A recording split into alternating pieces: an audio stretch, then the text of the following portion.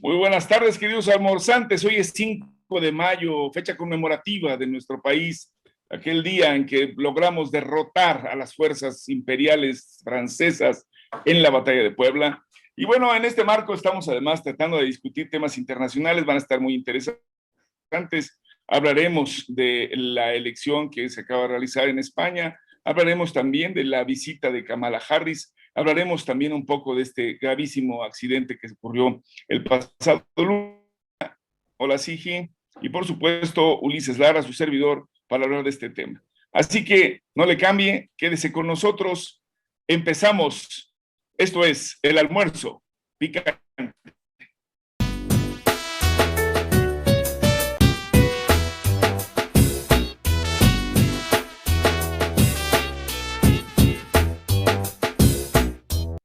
Bien, pues empezamos con los temas que nos habíamos propuesto. Hay un análisis interesante, de las figuras que creció pues, de una manera vertiginosa en este partido Podemos, ¿no? El dirigente Iglesias ha renunciado a sus cargos dentro de este partido, ha habido una serie de cambios.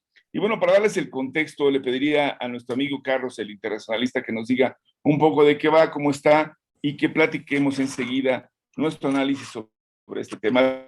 Adelante, Carlos.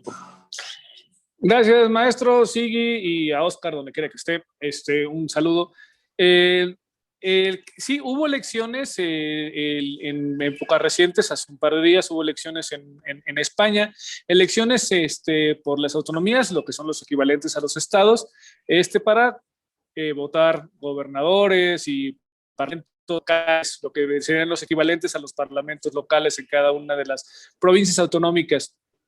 El caso concreto, el que tocaremos el día de hoy, por obvias afinidades con los partidos de izquierda que tenemos nosotros, es el que dimite Pablo Iglesias, ¿no? Pablo Iglesias cuyo cargo era de vicepresidente del gobierno, es decir, Podemos es parte de la coalición gobernante en España actualmente, en conjunción con el partido mayoritario, que es el Partido Socialista Obrero Español, quien lleva a la cabeza del primer ministro en España. Como bien decía Ulises, es un partido relativamente nuevo dentro del espectro político español. Tiene escasos 7 años. Que se fundó tomando como banderas algunas de las reivindicaciones de la sociedad española. Recordemos también, surge de manera casi paralela al movimiento de la Plaza del Sol, de la Puerta de Alcalá, los desocupados, los mileuristas, ¿no? Todo este descontento que había con el encarecimiento de la vida en España, y la ciudadanización de muchas de las demandas. Podemos tuvo la virtud de saber encauzar temas de la agenda que los partidos tradicionales en España no habían tomado, o habían tomado de una manera tímida, los temas de género, los temas de la violencia mujer, el tema de migración, el tema del capitalismo voraz y atroz, y la polarización de los ingresos y la eliminación un poco del Estado benefactor, o de las políticas de asistencia social en España. Vamos, la noche que significó el gobierno de Rajoy catapultó precisamente estas opciones que discrepaban un poco de la política tradicional, que fue el caso de Podemos. Sin embargo, no fueron los únicos, si bien fueron los más importantes dentro del espectro de la izquierda, no fueron los únicos que capitalizaron también estas demandas ciudadanas. Se polarizó el caso de España, se radicalizaron las posiciones, y también hay un incremento muy, muy importante en los partidos de extrema derecha. El caso concreto de Vox es el VOX, es uno de los más llamativos, ¿no? Una agenda que muchos podríamos considerar de fascista, ¿no? De netamente franquista, antimigrante, antiminorías, pro iniciativa privada, pero a grosso modo, ¿no? O sea, de una manera impactante, abogando por el retraimiento del Estado benefactor y de las políticas sociales que, a final de cuentas, si bien de una manera tímida para el gusto de algunos de nosotros, pudiera haber enarbolado el PSOE. El discurso de Pablo Iglesias, que ha tenido un revuelo en las redes sociales, no dura más de 7 minutos. Quienes tengan oportunidad de escucharlo, ahí Pablo esgrime sus razones. Ellos consideraban en sus proyecciones tenían un número más elevado de votos, en el caso concreto de la autonomía de Madrid. Tuvieron por ahí escaso 7%. Hay un retroceso mayoritario de los partidos tradicionales de izquierda, el PSOE, el caso concreto de Podemos, Unidas Podemos, que fue la coalición con la que salen en la boleta en esta ocasión. Y como siempre, la izquierda se hace pedazos desde adentro. Es decir, únicamente hubo un crecimiento de otra de las facciones de izquierda que en un principio eran parte de Podemos. El partido se llama Más. Fue el único que tuvo un crecimiento, pues también es la primera vez que se presentaba en la boleta, ¿no? Pero es una decisión interna de Podemos. Hay el Partido Popular, en el caso concreto de Madrid, tiene un crecimiento importante y resulta que van a ser por sí mismos una de las fuerzas, si no es la fuerza más importante dentro del Parlamento de la provincia autónoma de Madrid. Dimite, como bien dice Ulises, dimite a todos sus cargos públicos partidistas, pero la frase que me llama la atención en el sentido de que lo hace también para darle un nuevo aire a los cuadros que vienen abajo, que se están formando, que se han acrisolado dentro de Podemos, ¿no? Con una agenda ciudadana, siendo su marca característica que no son, me suena parecido, no somos iguales, ¿no? No somos iguales a los partidos de antaño, ¿no? Y aquí también se ha retomado de alguna manera. Y vamos, es que no, Pablo Iglesias creo que no está tan grande, o sea, no podríamos considerar que es un cuadro viejo, ¿no? Tenemos gente que ha estado aquí en nuestra clase política nacional, que vamos, que son los nuevos ninis, ¿no? Desde, o sea, desde la era cenozoica nomás. Exacto, o sea, ni se jubilan ni se mueren, ¿no? En este sentido no hay un recambio de cuadros, tenemos a los mismos personajes una y otra vez en los medios de comunicación y tomando decisiones desde hace 15, 20 años en nuestra clase política nacional. No hay un recambio en este sentido, ¿no? En la brecha generacional o en la incorporación de nuevos cuadros decía yo, en la toma de decisiones, escuchar, ¿no? Pero decía que si era una clara referencia a personajes como Porfirio, tienes toda la razón. O Chabelo. O Chabelo, o la reina de Inglaterra, claro. Oye, Sigi, sí, en ese marco de lo que nos ha explicado ampliamente nuestro amigo, se dijo también que representaba esta expectativa de un viejo, y se le llegó a comparar también con los proyectos de Morena. ¿Tú les ves similitudes, amigo? Ulises, es una pregunta harto difícil, habría que hacer una gran parábola antes. De entrada te voy a decir que solamente el tema del espectro de la izquierda y la tingencia con la que se forman. Podemos se forma, ya lo dijo muy bien Carlos, a partir de una exigencia, de una coyuntura, de una presión de la derecha, de unos resultados en las urnas y de un cierto cansancio con respecto a los clases hegemónicas y dominantemente políticas. Hasta entonces, el caso de Morena es similar y también es antigente, también responde a un cierto hartazgo. En este caso estamos hablando, en el caso de Podemos, contra la hegemonía del PP, o bueno, más bien el último periodo del PP, y en el caso de Morena, pues un largo, mucho más largo proceso y hegemonía del PRI y del PAN. Entonces, esas son las cosas que yo le encuentro. Por lo demás, me parece que los cortes no son iguales, es decir, lo programático. Estaba viendo, por ejemplo, en el caso de esta despedida emotiva de Pablo Iglesias, que se despide con una canción de Silvio Rodríguez, pero bien, su agenda legislativa y de gobierno en general podría haber sido cualquier lista de reproducción de Manu Chao, ¿no? Es decir, inmigrantes, minorías, discriminación, derechos humanos. O Race Against the Machine, ¿no? También. O Race Against the Machine, sí, cuando estaba más enojado ponía Race Against the Machine, cuando estaba más de buenas pues ponía Manu Chao, ¿no? Más o menos, y seguramente se llevaba bien con los aquí con con el personal y con algunos otros grupos, ¿no? Entonces, hay diferencias. En el caso de Morena, pues está impulsado dentro de lo que se percibe por parte de la 4T como un movimiento histórico, mucho más basado en esa evolución, ¿no? La cuarta transformación después de independencia, revolución, reforma, ¿no? Etcétera.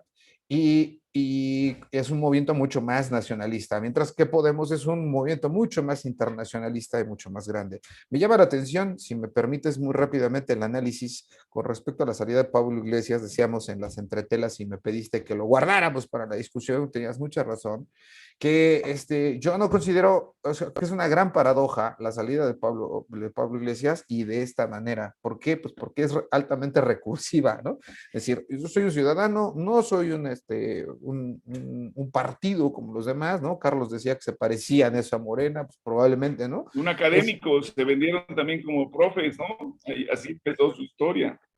Sí, como un gobierno que podía tener un cierto nivel de reflexión técnica, por supuesto, ante pues, la visión muy tradicionalista del PP, justamente. Pero en el caso de México, pues creo que ahí no coincide. Aquí sí la cosa es escindirse, pues, de algunos otros procedimientos contra los cuales luchó la izquierda y de manera mucho más ¿cómo decirlo?, mucho más activa, caso pues, de los movimientos estudiantiles, sociales, sindicales, armados, ¿no? Durante toda la guerra sucia y demás periodos en los cuales estuvo vigente, y contra eso es con lo que se trata de diferenciar. Pero el caso de Pablo Iglesias, sí es paradójico, que a lo mejor sí lo ve, ¿no? Me parece un tanto ingenuo o desconocedor de la política que todavía, no de la grilla, sino de las relaciones políticas serias, es del análisis politológico y lo que representa el capital mismo.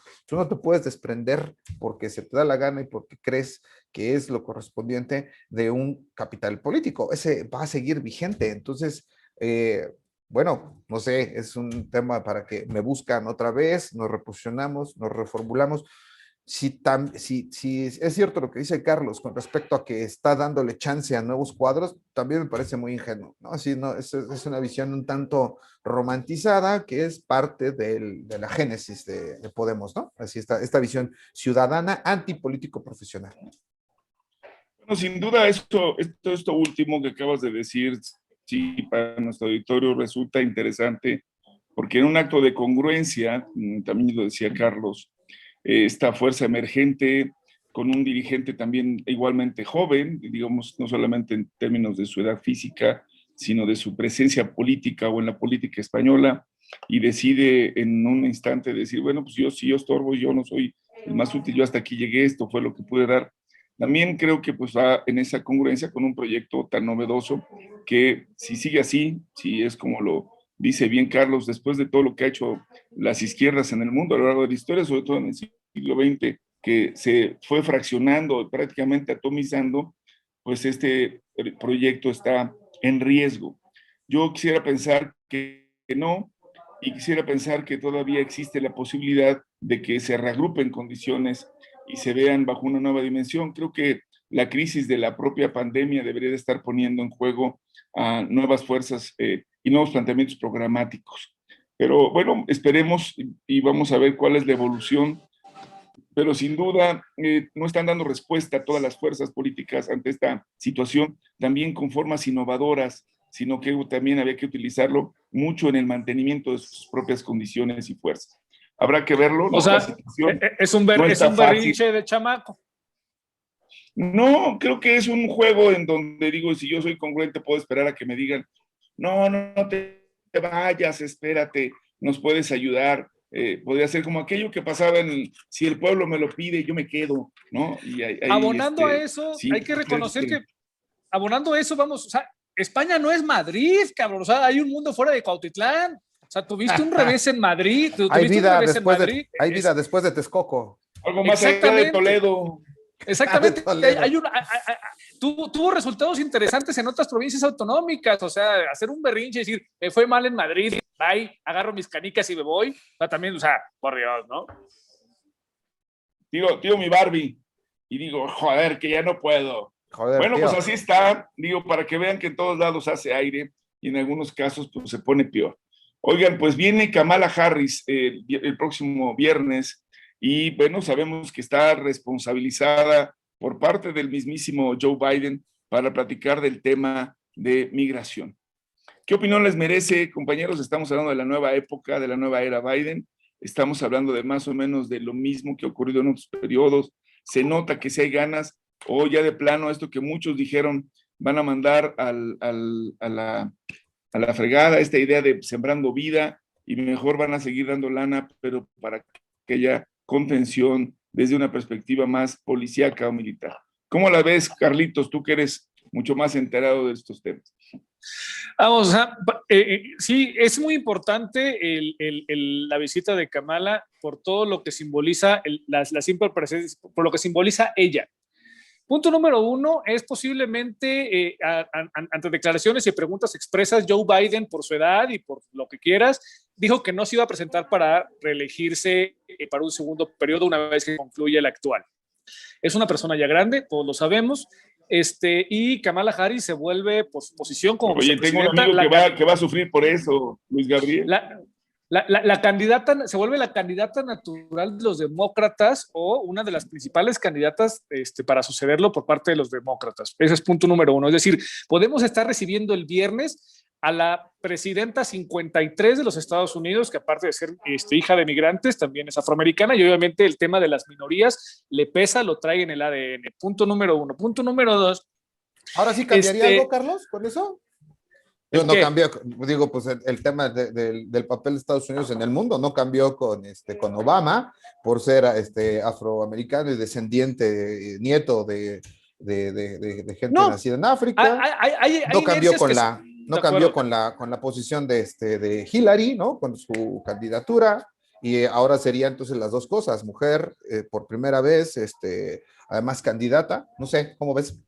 De acuerdo, hay inercias que son mucho más difíciles de parar que otras, ¿no? En el caso, he estado leyendo, estos pasquines inmundos, como dijera Andrés Manuel, el New York Times y el Washington Post, en donde vamos, hay un par de columnas interesantes, voy a sacar a colación dos, bueno, una ya más o menos la bosquejé, que es el papel de, o sea, ¿qué simboliza Harris ahorita con esta proyección de que pudiera ser la candidata natural a suceder a Biden?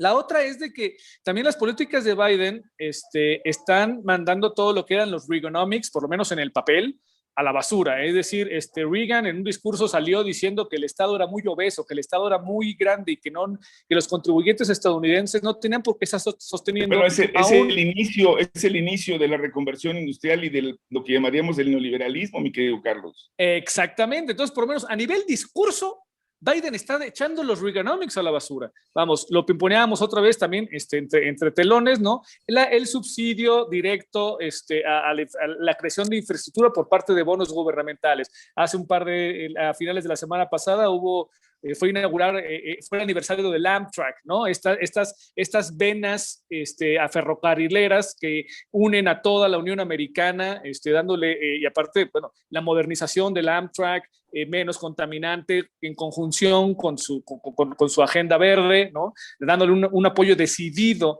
a los ferrocarriles estadounidenses, el regreso y de hecho, una frase interesante ahí, por cómo está construida, es: necesitamos mejores salarios y mejores trabajos sindicalizados dentro de los Estados Unidos. Es decir, hay un apoyo, por lo menos a nivel discursivo, para estas agrupaciones gremiales, que obviamente muchas, con sus diferencias en cuanto al peso específico que tienen, no es lo mismo los Teamsters que los jornaleros agrícolas, etcétera. Cada uno tienen sus diferentes y juegan en diferentes esferas y tienen diferentes influencias dentro del lobby o de los cabilderos dentro de las cámaras en Estados Unidos. Yo creo que Andrés Manuel vendió mal el programa. O sea, no. Tú, mi querido Sigi. El de Sembrando Vida en concreto, creo que lo vendió mal. Bueno, sí, voy a coincidir con Carlos. No creo que sea la coyuntura como la tomaron algunos de los periodistas mexicanos que han mantenido una disputa con las visiones presidenciales. Que le echaron en cara que haya ido como de mal gusto a presentar, ¿no? Creo que sí era una cuestión efectivamente válida, está en la agenda de Biden, tanto en el tema laboral como en la contención de la frontera sur de México y en el plano también ecológico. Quizá, y esperaría ahorita que Carlos retome en algún momento, si se estaba refiriendo a que no era el foro, no era del programa Sembrando Vida, la fortaleza más grande no era la ecológica y que por eso a lo mejor no estuvo totalmente bien colocado, pero yo creo que sí va para el tema de la agenda.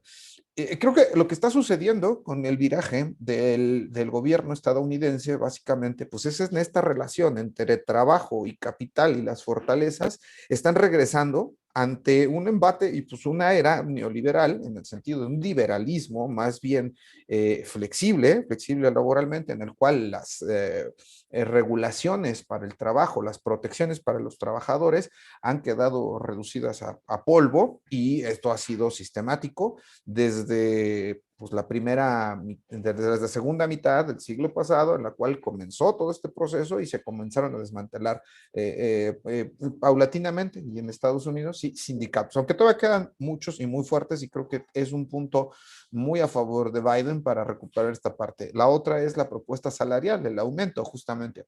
¿En qué nos estamos, ante qué estamos?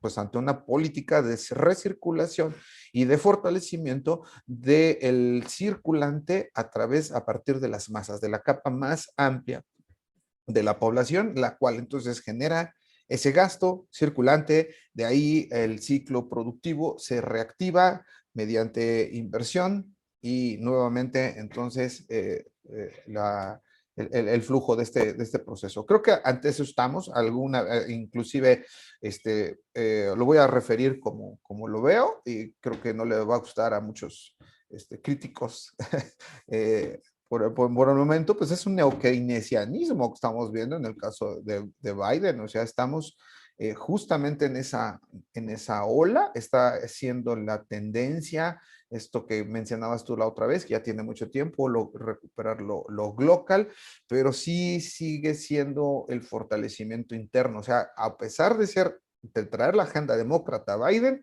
creo que no estaba en condiciones y lo entendió pronto o se lo hicieron ver pronto que no podía regresar a los años de expansionismo e injerencismo estadounidense y tenía necesariamente que fortalecer los procesos internos que se habían venido desgastando fuertemente por los embates de la liberalización del capital sin restricciones. ¿Tatan? Pero yo sí creo que hay una situación. Despierte, maestro. ¿Sí me escuchó? Ya, claro, por supuesto. No, Claro. Yo sentí que se había trabado la parte de Sigi y lo estaba escuchando. Yo quisiera que recordáramos, Carlos Sigi, que está reuniéndose también el presidente y anda muy activo. Hoy tuve una reunión con el presidente de Guatemala y ustedes saben que ha habido reuniones permanentes con los diferentes gobiernos, particularmente con el de El Salvador. Y creo que hay una fuerte también trabajo llamémosle de cabildeo, de algunos de los programas. Si los gobiernos de Guatemala o de El Salvador o de Honduras aceptan recursos, si es que así se los ofreciera Estados Unidos, no para actividades de carácter productivas, sino para actividades de orden de seguridad, es posible que estiren la mano y digan sí, con todo gusto, porque eso también además les puede fomentar la corrupción a sus propios gobiernos. Y creo que de eso viene el tema. Sin duda, es una forma keynesiana de poder resolver el tema de las economías, inversión del Estado, porque no hay la capacidad de la inversión económica dentro de los grupos, digamos, de las empresarias.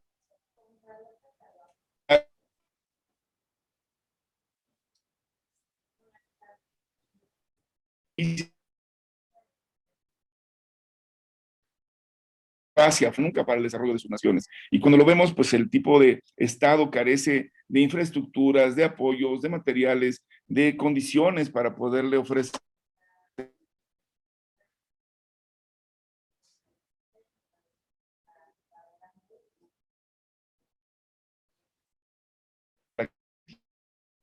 Carlos, porque si es verdad que esta señora es la que puede en el futuro encabezar el interés de los norteamericanos para poder ser su presidente, estaríamos hablando también de un giro en su política hacia el patio trasero, que dejara de ser la violencia principal principio para otro que podría ser el de inversión. Bueno, pues no sé si aquí le paramos tantito, porque quisiera que estamos un momento este apartado, ya estamos en los 26 minutos, nos vamos un momentito, no le cambie, vamos a tener algunos mensajes y regresamos en unos instantes, por favor, y abordaremos el tema nacional. Bien, pues ya estamos de regreso y quisiera, con estos elementos que estamos comentando ahora, pues que ustedes nos puedan decir, ya arrancamos, vemos la campaña que nos han uso de las tragedias cerca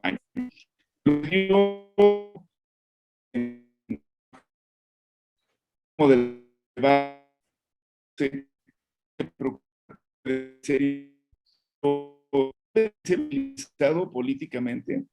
Digo, no es que digamos o no quién no lo haya utilizado, pero se han hecho cálculos de toda naturaleza, incluso para el 2024. ¿Ustedes qué opinión y qué le diríamos al auditorio respecto a este evento? Yo digo, dejemos, no porque no sea importante, creo que vale la pena, pero en nuestro espacio de análisis, el impacto político de este incidente lamentabilísimo, donde ya tenemos 25 fallecidos y hay una serie de cosas, pero también hay una serie de gente que se han, digamos, subido al tema como para obtener alguna prebenda, beneficio o incluso castigo. ¿Qué opinión les merece? Porque esto ha ocurrido ya en otras partes del mundo, el 4 de marzo allá en España, por cierto, ¿no? No, el 10 de marzo, cuando estalló aquella bomba en la estación de trenes, ¿no? Le pegó durísimo al Partido Popular. ¿Qué opinión les merece, Sigi? Ulises, pues sí, estamos ante una de No, el que fue de los árabes, después de que había participado en la el de Atocha. En la guerra. Es correcto. El de Atocha. Sí. El de Atocha. Pero como sea, abona mi error inclusive a referir otros casos en la misma España y en el resto del mundo que se suceden, desgraciadamente, estamos de luto también en la Ciudad de México, en este programa de la misma manera, y les mandamos un fuerte abrazo a todas a los familiares de las víctimas, a las personas que perdieron a alguien ahí. Es de verdad lamentable. ¿Qué se puede decir al respecto? Mira, yo creo que para tocarlo con toda la profundidad necesaria se requiere muchísimo tiempo de análisis. Tienes razón, ahorita solamente estamos limitados por nuestras propias espacios, este mismo espacio, pero quiero referir que es un cronograma larguísimo, ¿no? ¿De cuánto tiempo estamos hablando que lleva la línea 12 funcionando? Y desde el principio estuvo marcada por el conflicto. En el primero de ellos, si me permiten hacer un poco de memoria y aportar algo al tema, que no ha estado tanto en los medios por ahora, es el caso de la diferencia entre el rodamiento metálico con respecto al tipo de rieles. Esa fue una gran polémica y no fue posterior, es decir, no fue entre el gobierno de Mancera y el gobierno de Marcelo Ebrard, fue entre el gobierno de Felipe Calderón y el gobierno de Marcelo Ebrard. Una de las primeras cosas que recuerdo de esta línea, de la polémica, fue que se generaría el acuerdo comercial y técnico, ya no con Bombardier, la canadiense, y la otra francesa, no me acuerdo cómo se llama, que ahora habían sido las tradicionales que habían estado dando todo el apoyo y vendiendo los convoys a la Ciudad de México, bueno, al gobierno, porque pasa por el gobierno federal, justamente, de eso quiero hablar, ¿no? Entonces, Marcelo Ebrard, el gobierno de Marcelo Ebrard de la Ciudad de México, a través del proyecto Metro que dirigía Enrique Orcasitas, el cual fue investigado hace algunos años por el gobierno de Miguel Ángel Mancera, casi 2 años después de que le fue entregado el proyecto, la línea completa y que estaba funcionando en perfectas condiciones. Bueno, un año, 2 meses, perdón, no exageré, un año, 2 meses es cuando dice, hay que investigarlo. Bueno, esta primera parte, el primer desfase, y han hablado muchos ingenieros y personas conocedoras del tema acerca del riesgo que representaba y el desgaste de un rodamiento metálico sobre rieles metálicos y que no estaban preparados. Bueno, pues esto tuvo que ver el gobierno de Felipe Calderón. Si yo recuerdo, él fue el que prohibió, bueno, el que se metió, y entonces determinó el gobierno federal que fuera otra empresa diferente a la que era el proveedor de los rieles. Por lo tanto, entonces no coincidieron los carros con los rieles. Ese fue uno de los primeros problemas, Ulises. Habría que recordarlo. Y hay muchos, en el camino, muchísimos. Bien, esa es la parte técnica. Yo quería precisamente por eso la parte más política. Creo que ahí tienes una diferencia. Carlos. Sí, obviamente, pues bueno. Carlos, ¿está trabado? No, está bien, ahí está. No, obviamente lo que sucedió el día lunes a las 22:22 horas del tiempo del centro de la ciudad, aquí en la Ciudad de México, es una tragedia por donde la veas, ¿no? Es una tragedia humana, y desde aquí me sumo a la solidaridad, y de nuestro cariño a todos los familiares de los deudos y a los familiares de los fallecidos y a los que aún se encuentran en atención médica con algunos casos de gravedad. Es una tragedia por lo que significa el metro para la Ciudad de México, ¿no? Quienes vivimos aquí tenemos una convivencia con el metro desde siempre, vamos. Es el transporte colectivo que más mueve personas, o sea, mueve diariamente el equivalente a la población de Uruguay, ¿no? Une la periferia con el centro de la ciudad con un costo con un costo muy, muy bajo, ¿no? En este sentido también hay que recordar que la modificación y el costo actual se realizó en la administración de Mancera, subió a 5 pesos de los 2 que costaba anteriormente, ¿no? Vamos, es un transporte colectivo público subsidiado. Y el postmebrinco, ¿no? El postmesalto. Y el postmesalto, ¿no? En donde uno de los argumentos precisamente para este incremento, desde el punto de vista justificado, ¿no? A la tarifa del aumento, a la tarifa del metro, era precisamente el que existiese un margen de maniobra presupuestal un tanto más amplio para el mantenimiento y para el recondicionamiento y supervisión del mismo sistema. Recordar también, ¿no? que el gremio de los trabajadores del metro es un gremio importante, que tienen también sus intereses políticos, ¿no? Ulises, al hacer la introducción del tema, planteaba de que, bueno, había gente que se estaba subiendo al tema con fines políticos, politiqueros, con el afán de golpear, algunos deslindándose, algunos atacando, vamos. Se ha hecho, por todas las fuerzas políticas se ha hecho y se seguirá haciendo, vamos. El ejercicio de gobierno conlleva también cierta responsabilidad y también cierto golpeteo en el momento en que lo estás ejerciendo y se supone que tienes atribuciones y responsabilidades sobre lo mismo. La jefa de gobierno salió, dijo que va a haber una auditoría por una empresa noruega. Lo que como ciudadanos solicitamos, sí, de una manera enérgica, pero al final de cuentas es una solicitud, es transparencia, un proceso que sea aseado, que no deje lugar a dudas y que se llegue al esclarecimiento real, convincente de lo que sucedió, que al final de cuentas es una tragedia por donde la vean, ¿no? Tu micrófono, Ulises. Creo que hay que decirlo, que el almuerzo picante, por supuesto, y los integrantes de este espacio hemos sido siempre unos convencidos de que la solidaridad es fundamental, que aclarar y hacer transparentes los procesos es lo mejor, pero también creo que también hay que decirlo, no ayuda, de verdad que en medio de todo esto lo primero que se haga antes de la investigación sea la condena. Necesitamos tener confianza para poder hacer cosas como investigar y saber quiénes son los responsables, pero sobre todo para poder seguir creyendo que vale la pena subirse al metro.